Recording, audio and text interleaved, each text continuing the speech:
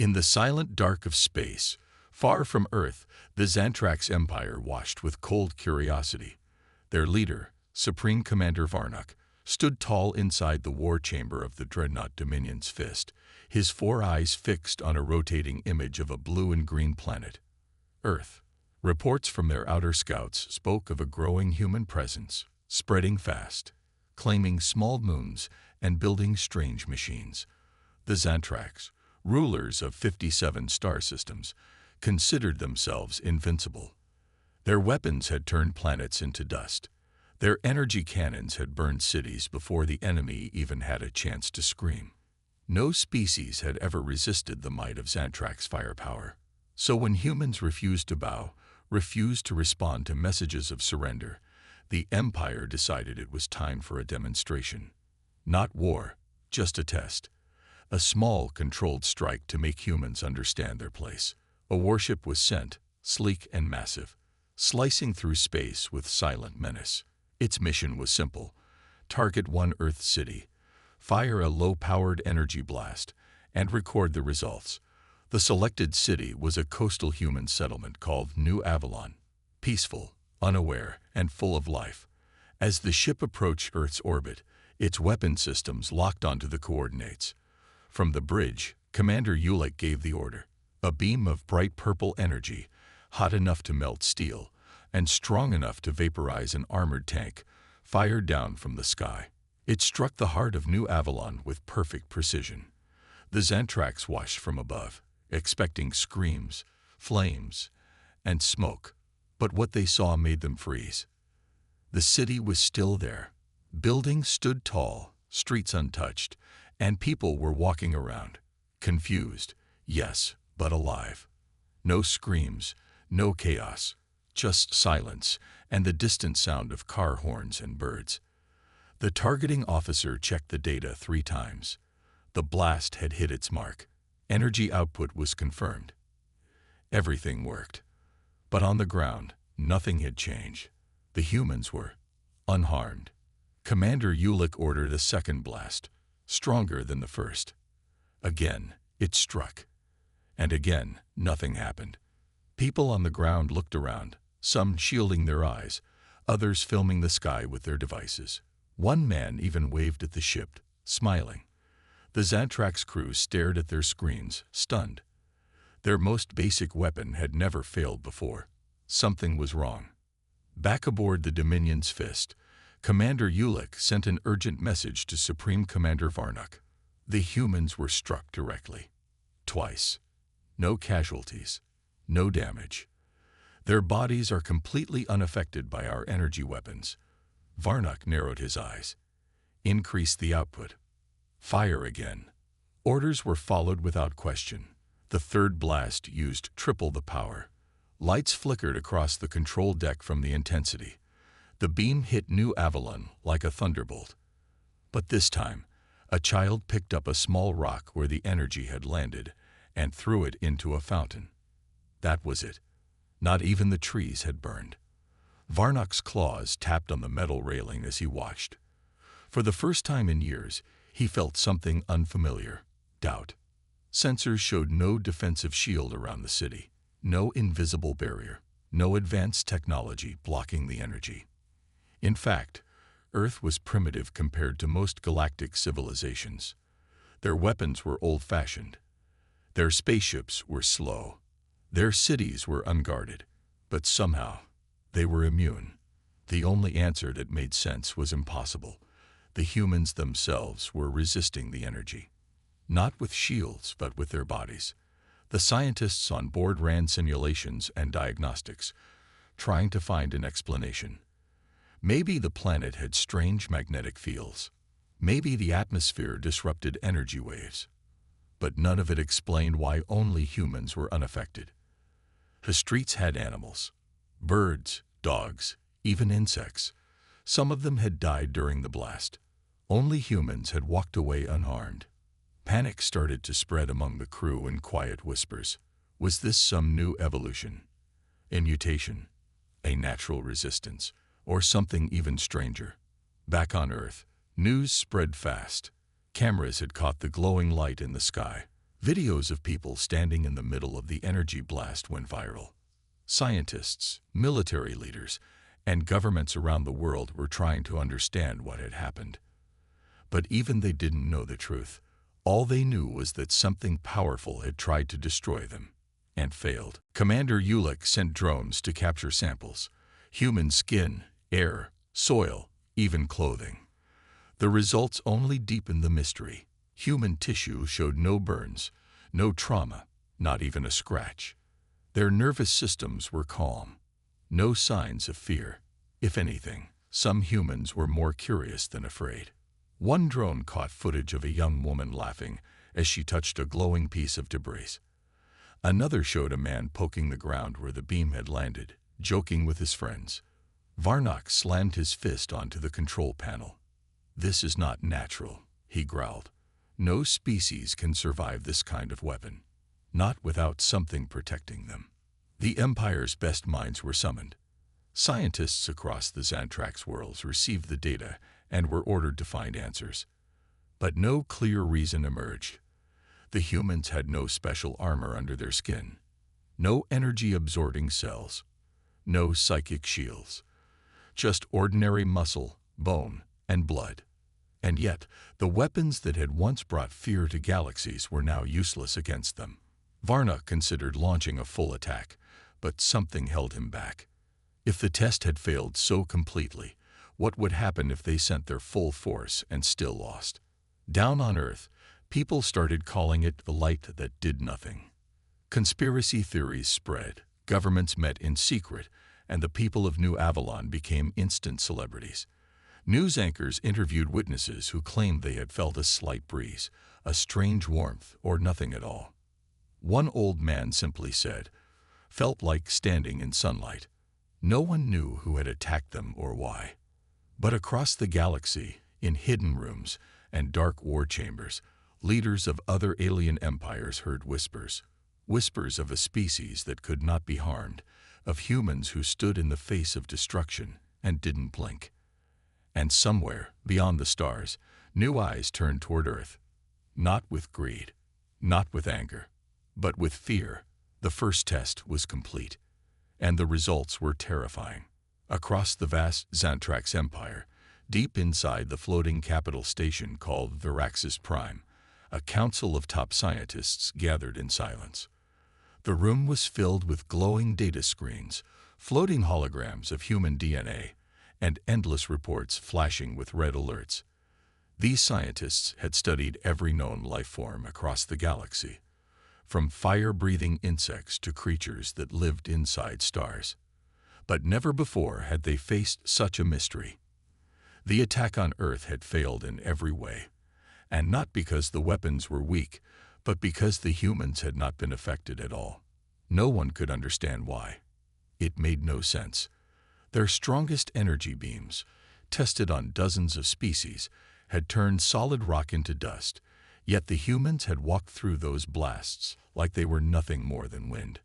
Every test result from the battlefield was rechecked, every weapon recalibrated, every calculation reviewed again and again. But still, no error could be found. The weapons had worked perfectly, and still, they had done nothing. That simple fact echoed in every scientist's mind like a silent scream. One of the lead researchers, a respected biophysicist named Dr. Krezel, stood at the center of the chamber, his long claws shaking slightly as he pointed to the floating model of a human cell. "This," he said with a dry throat, "is the enemy." The others leaned in, their eyes scanning the strange patterns. Human cells were ordinary, fragile even, with no signs of armor or shielding. Yet somehow they had survived pure destruction. Dr. Krezel turned toward the geneticist, a young genius named Velik, who had spent years mapping alien DNA. Could it be a mutation, some unknown gene that deflects energy? Velik had already run the tests. He shook his head slowly. "Their DNA is simple, too simple. They don't have anything unusual in their genetic structure. But maybe that's the answer. Maybe they are immune because they are too simple to target." A confused murmur passed through the chamber. Another scientist, old and bitter, growled, That's impossible. All life forms react to energy. Even plants, even dust. If they're not reacting, they are breaking the laws of physics. In desperation, they decided to test the weapons on captured human samples again. Skin, blood, bone fragments, all collected during the failed strike. They placed the samples inside their most advanced energy chambers, turned the dials to full power, and waited for them to burn. But nothing happened. The skin stayed soft. The blood remained red. Even the bone didn't crack. It was as if the energy passed through without even noticing it. Velik stared in silence. He had seen bones from metal-bodied beasts melt in seconds under that much power. He whispered, "It's like they don't even exist to our weapons." The room fell quiet. For the first time, the most brilliant minds in the Empire felt helpless. Varnock, the Supreme Commander himself, arrived in person to demand answers. His footsteps echoed like thunder across the steel floor as he entered. "You have had days," he said coldly, "and still you have nothing." The scientist stood straight, terrified. Dr. Krezel stepped forward, his voice weak. "Supreme Commander, we have tested everything. They are not using shields. They are not wearing protective suits. They are not hiding behind tech. Their bodies, by all known science, should be destroyed. But they are not. Our energy seems to lose meaning around them." Varnock's eyes narrowed. "Then you are saying they are gods?" The room held its breath. "No," Velik said carefully. "I am saying they are different. Different in a way we cannot understand." Varnock turned away, growling. He didn't believe in superstition. He believed in war. But even he knew the signs of danger. He gave one final order. "One of you will go to Earth. Live among them. Study them up close. I want the truth. Not numbers. Not theories. I want answers." The room remained silent. No one wanted to go near the species that had laughed at destruction. But Velik stepped forward. "I will go," he said, not out of bravery, but out of curiosity. Something inside him was drawn to humans. Not fear, not hatred, but something like wonder. Within a day, Velik was on a stealth shuttle, disguised with false skin and a translator device. He landed in a quiet Earth city and began his mission. He observed people walking, laughing, working, and eating. They looked so normal, so unaware of what had happened in the sky just days ago. He noticed how their bodies were always in motion, always healing, always adapting. He followed one woman who worked as a mechanic. Her hands were scared from burns, yet she kept working without complaint. One day, she cut her hand deeply on a sharp tool. Blood spilled, but she wrapped it with cloth and smiled. The next day, the wound was already closing. Velik felt a strange feeling he couldn't describe. How could such fragile beings walk so fearlessly in a universe filled with monsters? Days passed, and Velik became more confused. He saw humans survive things that should kill. A construction accident dropped a heavy metal beam on a man's leg.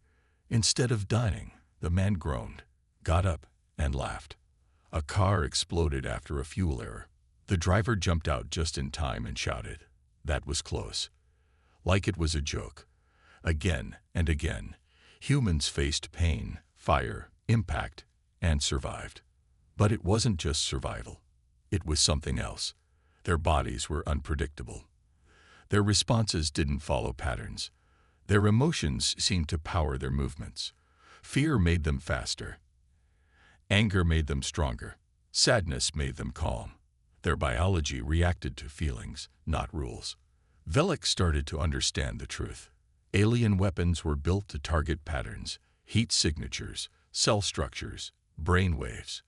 But humans had too much randomness. Their biology didn't follow a clear map. Their bodies were chaos in motion. The weapons couldn't lock on because there was nothing stable to aim at. Every human was a living, shifting puzzle. He sent a message back to the Empire. Our weapons fail because we do not understand what it means to be human. Their strength is not in muscle or bone. It is in their chaos, their will, their nature. They are not immune because they are powerful. They are immune because they are unreadable. As he hit send, Velik realized something terrifying. If humans could not be harmed by the most advanced weapons in the galaxy, then what would happen if they decided to strike back? Velik's days on Earth began to blur into one long, confusing experience. What had once seemed like a simple mission, gathering data on the humans who defied the Xantrax Empire's weapons, had turned into an exploration of something far more perplexing. The more Velik observed humans, the more he realized how little he truly understood about them. There was something unique about their biology, their behavior. It wasn't just their ability to survive attacks. It was the way they responded to every challenge, every setback. Unlike the creatures of the Xantrax worlds, humans didn't operate like machines or animals. They seemed to think, to choose their survival. No matter what happened, they didn't break. And that puzzled Velik more than anything else. He spent days walking among them, talking to them, trying to get answers. But the more he learned, the deeper the mystery grew. One evening, he followed a group of humans into a small, dimly lit building. Inside, people gathered around a table, laughing and shouting in excitement. At first, he thought they were playing some kind of game, but then he noticed the strange energy that seemed to radiate from them.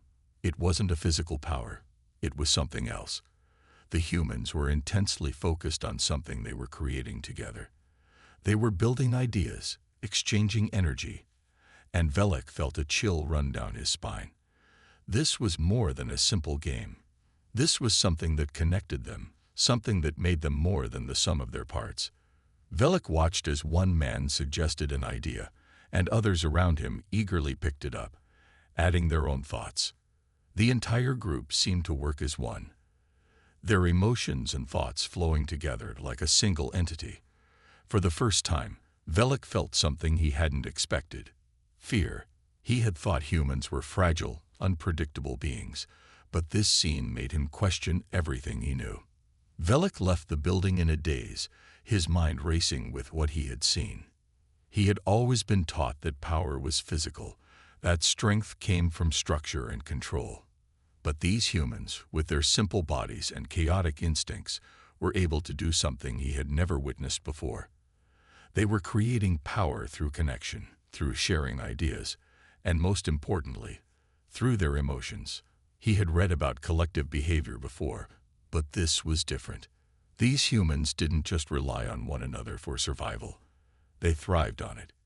He began to wonder if this connection was somehow linked to their resistance to energy weapons. Maybe it wasn't their physical bodies that were immune, but their minds, their souls. Something about their collective strength made them untouchable by energy that was designed to break individuals. Days later, Velik found a clue that would change everything. He was in a park, sitting on a bench and observing a group of children playing a game. At first, it seemed like nothing special. The children were laughing, running around, and competing with each other. But something strange happened when one child fell and scraped his knee. His friends immediately gathered around him, comforting him, offering help. The boy stood up quickly, as if the fall hadn't even mattered. He smiled, as if nothing had happened, and continued playing. Velik watched closely, his heart pounding in his chest. It wasn't the boy's physical healing that caught his attention. It was the way the group reacted. They didn't just comfort him, they energized him. The boy's injury seemed to disappear, not because of physical treatment, but because of the emotional support from his friends. Velik realized that the true power of humans wasn't in their ability to endure pain, but in their ability to heal together, to draw strength from one another in ways that defied scientific understanding. Velik couldn't shake the feeling that he had stumbled upon something far greater than he could understand. These humans didn't just resist destruction, they'd redefined it. Their bodies were designed to heal quickly, yes, but it wasn't just biology at work. It was their emotional resilience, their ability to bond, to share strength in moments of need, that made them invincible. The energy from Xantrak's weapons wasn't just bouncing off them. It was being absorbed and transformed by their willpower, their emotional connection, into something completely new, something beyond the grasp of science or logic. As Velik sat on the bench, contemplating this revelation, a cold thought crossed his mind. What if this power wasn't just about survival? What if it was something more dangerous? What if humans could wield this strength as a weapon, not just for themselves, but against others? He had seen their creativity, their unity. What could they accomplish if they focused their collective will on something beyond mere survival? Velik felt a chill as he realized the potential threat humans posed. If they could turn their bond into an unstoppable force, they could conquer the entire galaxy. No weapon in the universe could defeat them. The Xantrak's empire would be helpless. And even worse, this power could spread, like wildfire, across the stars. Velik's mind raced with possibilities. The Empire had never considered the power of human will, the raw, untapped potential of their emotions. Their biology was chaotic, but it was also adaptive, flexible in ways the Empire's rigid systems could never match. Humans didn't need technology to survive. They thrived on their own, powered by their minds and emotions. They had survived the Xantrak's weapons because they didn't just defend themselves with their bodies. They defended with their hearts, with their spirits. It was the ultimate form of resistance, not physical, but emotional. The humans' power didn't come from their strength. It came from their unity. Velik's heart raced as he realized how little the Empire understood about this species. They had seen humans as weak, primitive creatures, easy to crush with the right technology. But they were wrong. The true weapon humans held wasn't in their physical bodies. It was in their minds, their emotions, and their ability to share that strength with one another.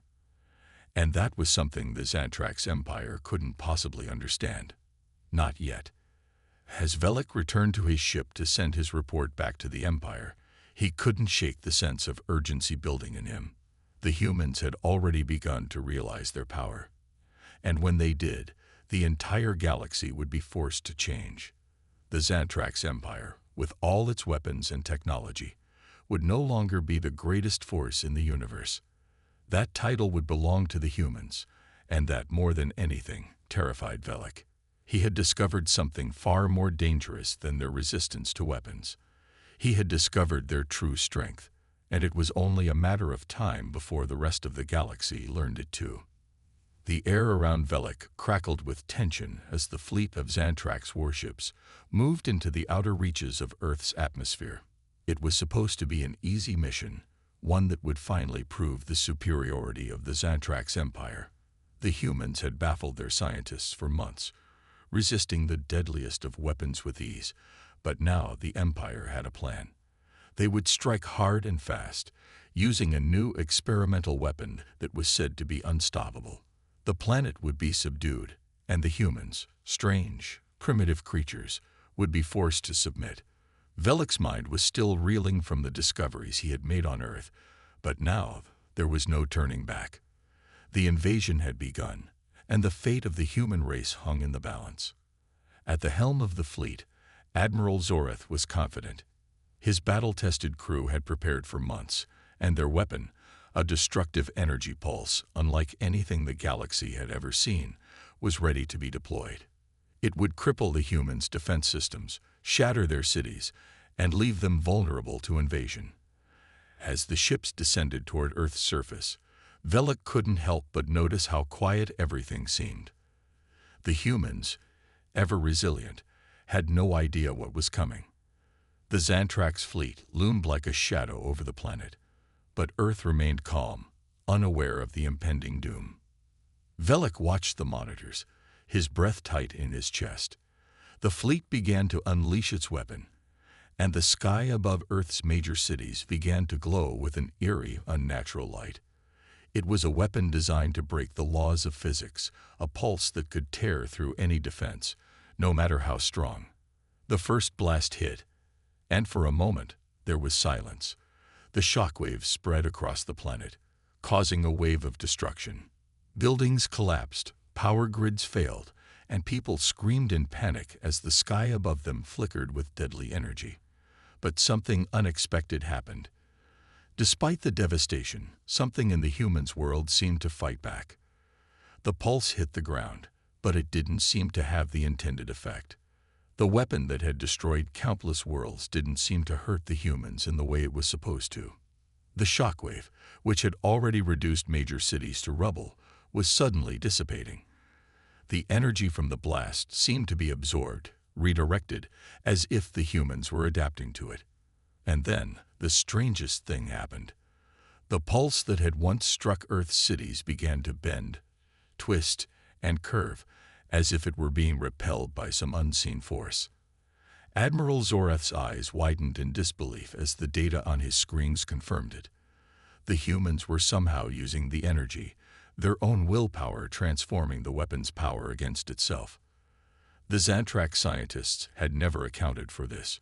No species, not even the strongest, had ever been able to fight back against the Empire's weapons like this before. Velik's thoughts raced. He had seen humans resist, but this was something entirely different. This wasn't just survival, it was adaptation at an unprecedented level. The humans weren't just enduring the onslaught of the weapon. They were absorbing it, learning from it, and using it in ways that defied logic.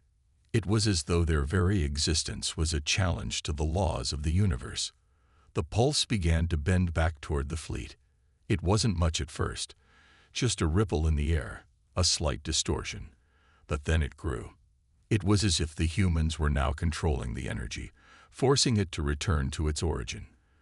The sky above the fleet flickered, and the energy began to turn against them. Before Zoreth could issue an order, the weapon turned back and struck the fleet. The ships shuddered as their systems were overwhelmed by the energy, their shields unable to absorb the return pulse. The warships, once invulnerable, began to spark and falter. The once mighty weapons of the Xantrax Empire now seemed fragile, useless against the force they had unleashed. Explosions tore through the fleet, and the ships began to break apart one by one. Velik could only watch in stunned silence as the power of the weapon, the very thing that had been meant to break the humans, was now shattering their own ships. The Xantrax fleet, which had been poised for victory, was now in full retreat. The humans, against all odds, had turned the tide of the battle. As the remnants of the fleet scattered, Velik's mind raced. He had seen their resistance before, but he had never witnessed anything like this. The humans had taken the unimaginable and bent it to their will. They hadn't just survived the invasion. They had reversed it. The lesson was clear now. It wasn't just their bodies that couldn't be harmed. It was their spirit, their collective will to survive, that made them invincible. No matter how powerful the Xantrax Empire thought its weapons were, the humans would always find a way to survive, to turn the odds in their favor. The invading forces, broken and scattered, limped back toward the safety of their homeworlds. Their scientists were in shock, unable to comprehend what had just happened. How could an entire species, so seemingly insignificant in the eyes of the galaxy's greatest empire, possess such power? How could they resist not only the physical forces of nature, but the very weapons that had once brought entire civilizations to their knees? The invasion had failed, and the Xantrax Empire had been forced to retreat. It was a humiliating defeat, one that would echo through the Empire for centuries. In the aftermath of the battle, Velik stood alone on the command deck of the warship, staring out at the remnants of the Earth below. He had come to Earth believing that the humans were nothing more than a fleeting curiosity, a species too weak to survive. But now he understood the truth. The humans were not just survivors. They were something more, something that the galaxy had never encountered before. The weapon that had failed against them was nothing compared to the power they held within themselves. And now, with the invasion over, Velik realized that the Xantrax Empire's greatest mistake wasn't underestimating Earth. It was underestimating the human will. The galaxy was buzzing with whispers. The great warships of the Xantrax Empire had returned, battered and broken. Across the stars, tales of the invasion's failure spread like wildfire. For the first time in centuries, the mighty empire was on the defensive, not because of a single species' military might, but because of something far more mysterious: the power of the humans. No one could explain it, but everyone was afraid. The humans had done the impossible. They had survived the deadliest weapons the galaxy had to offer, and worse, they had turned them back. Across various star systems, councils and warlords gathered. The once proud races of the galaxy, who had never known fear, now found themselves trembling at the thought of a human uprising. Even the Arathians, masters of advanced technology and ruthless strategies, whispered of the humans' strange ability to adapt, to survive, and to fight back in ways that defied all logic. It was no longer a question of whether humanity could defeat an army. It was a question of how far their reach could extend, and how quickly their power would grow. On the barren planet of Tarkan, an old warlord named Threx sat in the dim light of his war chamber, a map of the galaxy spread across the table in front of him. He was a conqueror of countless worlds, and yet now he felt small. The humans had never been part of his plans. They had never seemed important enough. But now, after the fall of the Zontrax fleet, the humans were at the center of every conversation. His military advisors and fellow warlords had warned him, "You cannot ignore the humans. They are not like any species we've encountered." And Threx, wise in the ways of the galaxy, knew when to listen. "Prepare our forces," he growled, his voice cold and sharp. "We cannot be the next to fall. We must act now, before they rise to challenge us." The room filled with murmurs of agreement, but there was no joy in them. Threx knew that fear was settling in. The galaxy was changing, and with it, the power balance was shifting. No longer were the old empires secure in their dominance. Now there was a new, unpredictable force among them, one that couldn't be measured, one that couldn't be fought with technology alone. The humans had proven that they were something different, something dangerous. Back on Earth, life went on as usual. People worked, loved, and lived their lives, unaware of the impending storm brewing in the depths of space. But the human military was far from unaware. Intelligence reports began to flood in from deep space probes, from allied races who had witnessed the retreat of the Zontrax fleet, and from the few surviving ships that had made it back to their homeworlds. The message was clear. The galaxy was afraid. The humans had done the unthinkable, and now everyone knew it. Earth was no longer just a quiet corner of the universe. It was a beacon of hope for the oppressed and a target for the powerful. At the United Earth Command, General Ilara, the leader of Earth's defense forces, stood in front of a massive holographic display. The map of the galaxy shimmered before her eyes, and she could see the movements of various fleets, the gathering of forces. The Zontrax were licking their wounds, but other empires were already preparing for war. It was clear that they had underestimated humanity. The report from the survivors of the Zontrax invasion confirmed it. The humans were not like any species they had ever encountered, and as much as she wished to celebrate the victory, Ilara knew that Earth was now standing at the precipice of something much larger. A new war was coming, one that would determine whether humanity would remain a small, insignificant species or rise to a place of unimaginable power. Her thoughts were interrupted by the sudden arrival of a message from the Arathians. Their tone was formal, cautious. They requested an urgent meeting with Earth's top military leaders. Ilara wasn't sure what to expect, but she knew that the Arathians didn't make requests unless they had something serious to say. Their race had conquered hundreds of worlds, and they had never been afraid of anything. Yet now, they were asking for a conversation. The fear in their message was clear. As the Arathian ambassador, a tall and regal being named Xylor, stood before the Earth's command council, the tension in the room was palpable. His eyes, sharp and calculating, scanned the human leaders with a mixture of respect and fear. "We come to offer an alliance," Xylor began, his voice steady, but with an underlying hint of unease. "We do not wish to fight your kind. We have seen what you did to the Zontrax fleet. We know that your species has a power unlike anything the galaxy has ever known. You have earned our respect, but you have also earned our wariness. We offer our knowledge and resources, should you need them. But we ask this: do not let your ambitions go unchecked. The galaxy will change because of you, and it will not wait for your permission. Ilara listened carefully, her mind working fast.